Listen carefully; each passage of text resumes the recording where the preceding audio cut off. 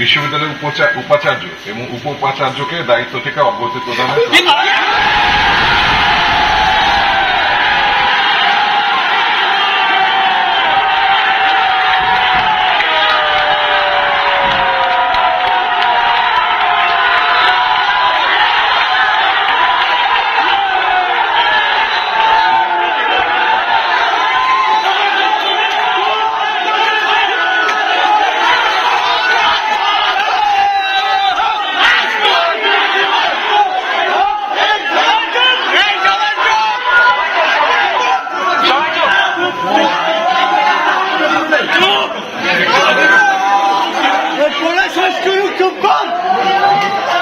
অনতিবিলম্বে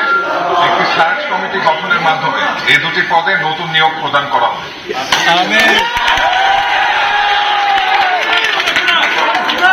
অন্তর্বর্তীকালে বিশ্ববিদ্যালয়ের নিয়োগ কার্যক্রম চালু রাখার সাথে জ্যেষ্ঠ অধ্যাপকগণের মধ্য থেকে একজনকে সাময়িকভাবে উপাচার্যের দায়িত্ব